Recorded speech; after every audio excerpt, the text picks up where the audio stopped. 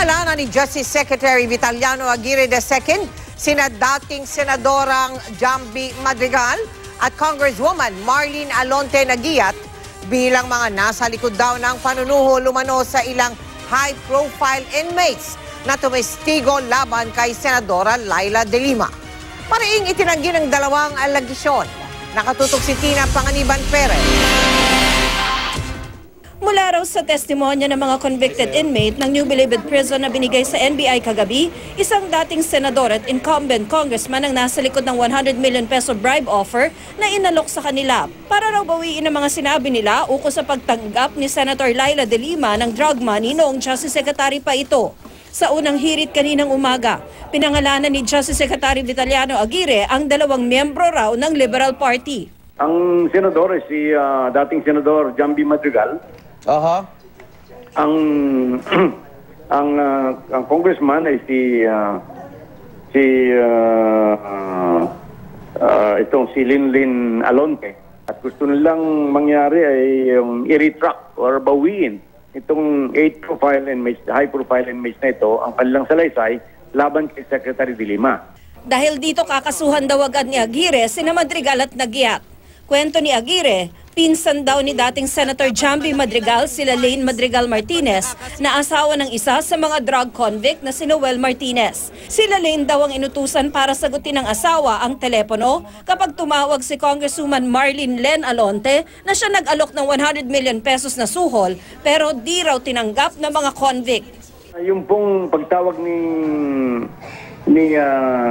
Congressman Lonte ay in speakerphone po nila para marinig ng lahat ng inmates at nandun din, nakinig din yung mga sape.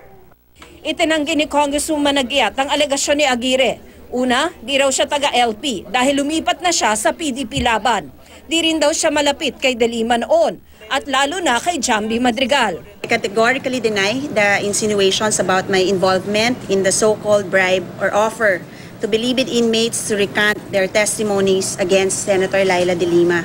I have no knowledge of the said acts. I do not know and have never met any of the inmates, personalities or names mentioned.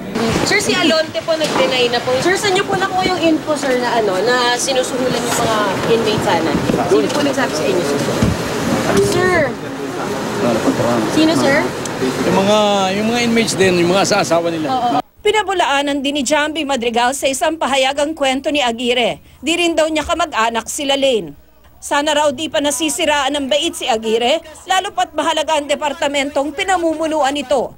Ang sabi pa ni Secretary Aguirre, inambush daw sila Lane kaninang umaga sa Santa Ana Racetrack sa Makati City na kilala ngayong Circuit Makati.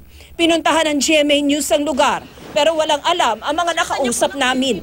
Wala rin daw naka-record na ambush kaninang umaga sa Makati Police Station. Pero sir, dininay din po ng pulis yung ambush na sinabi niyo po kaninang umaga.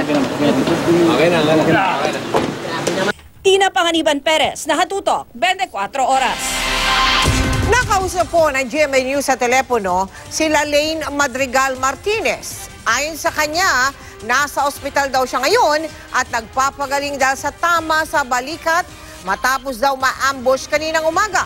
Natatakot din daw siya para sa seguridad niya kaya tumangging magpa-interview.